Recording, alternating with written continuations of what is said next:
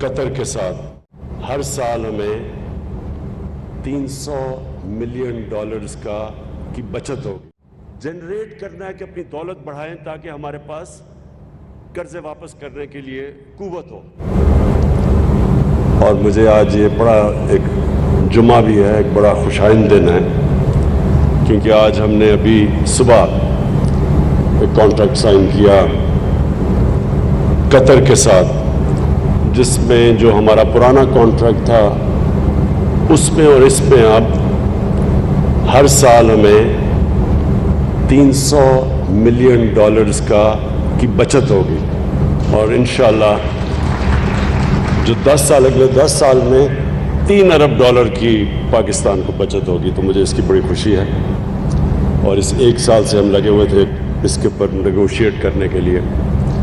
اور یہ جو اب یہ پروجیکٹ ہے، اس پروجیکٹ کے لیے میں ذرا پہلے جو اب سب سے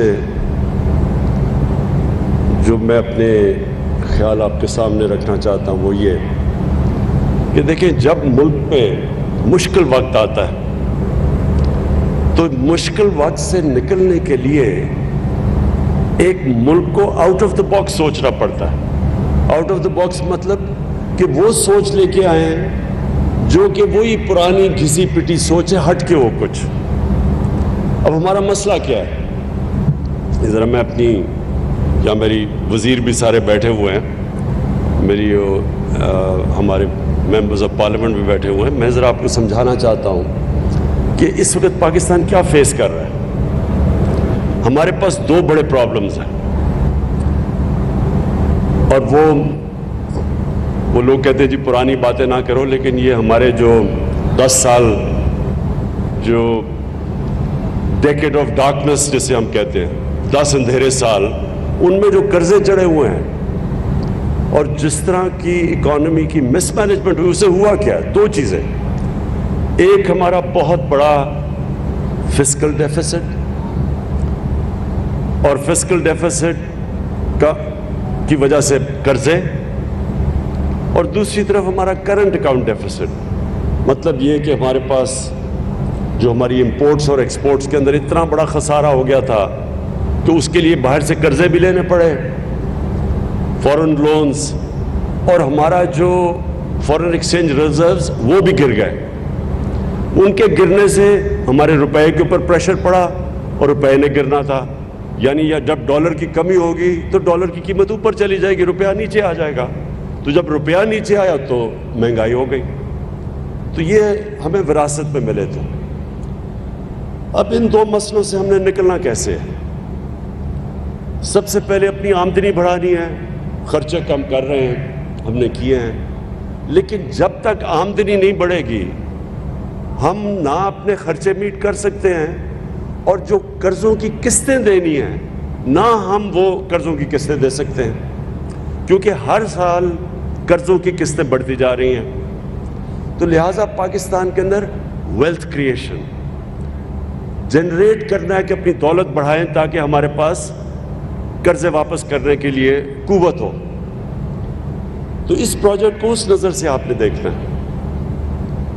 اس پروجیکٹ کی جو سب سے بڑی چیز یہ ہے کہ یہ پاکستان میں ویلتھ جنریٹ کرے گا. اور وہ ابھی عمران امین نے آپ کے سامنے فگرز دی، جلدی بتا دیا اس نے آپ کو. میرے خیال میں آپ کو سمجھ نہیں آئی کہ یہ جو پروجیکٹ ہے یہ کتنا پیسہ جنریٹ کرے گا پنجاب گورنمنٹ کے لیے، پاکستان کے لیے، فیڈرل گورنمنٹ کے لیے، ریلویز کے لیے، اور سی اے کے لیے. جو پہلا فیز ہے، پہلے فیز کے اندر 1300 ارب روپیہ جنریٹ ہوگا پہلے فیز میں، جس میں جو فیڈرل گورنمنٹ کو ٹیکسز پہ ریونیو ملے گا وہ 250 ارب ہے. اور اس کا جو دوسرا امپیکٹ پڑے گا وہ بھی نہیں، آپ پہ رجسٹر ہی نہیں ہوا، کیونکہ یہ اس کو ڈی نوٹیفائی کیا جائے گا as an airport. Walton airport denotify ہو جائے گا. اس سے یہ ہوگا کہ یہ جو گلبرگ مین بولاوارڈ، فیروز پور روڈ، ادھر اس وقت ریسٹرکشن تھی، بلڈنگز کو اوپر جانے نہیں دیا جا رہا تھا کیونکہ اس ایئرپورٹ کی وجہ سے وہ فلائی زون میں آ جاتا تھا. تو جب یہ ایئرپورٹ ڈی نوٹیفائی ہوگا تو یہ سارے علاقوں میں، اور یہ سینٹرز ہیں ہمارے، یہ کمرشل سینٹرز ہیں، مین بولاوارڈ، فیروز پور روڈ، سارا گلبرگ، یہ اکنامک ہب بن سکتا ہے کیونکہ یہ پھر اوپر جا سکیں گے. تو اس سے دو فائدے ہوں گے. ایک تو جو ہمارا اب جو لاہور ہے یہ جو پھیلتا جا رہا ہے، اس کو روکنے کے لیے تو ورٹیکل اوپر جانا پڑے گا، کیونکہ لاہور جب میں بڑا ہو رہا تھا تو لاہور تقریباً زمان پارک پہ ختم ہو جاتا، اس کے زمان پارک کی یہ سارا گلبرگ وغیرہ، یہ ہم ان کو دیہات سمجھتے تھے، کھیت کود تھے یہاں سارے. تو یہ اتنی تیزی سے پھیلا ہے کہ اس کے بہت وہ منفی اثرات آگے سامنے آ رہے ہیں. سب سے پہلے پانی کا، بہت بڑا پانی کا مسئلہ ہو گیا، وہ واٹر ٹیبل نیچے جا رہی ہے اور بھی تیزی سے نیچے جا رہی ہے. دوسرا، جو سارا لاہور کا سیوریج ہے وہ جا رہا ہے راوی کے اندر.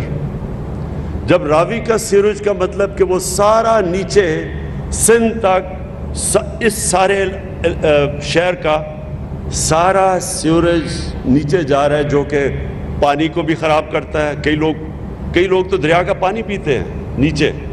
اور دوسرا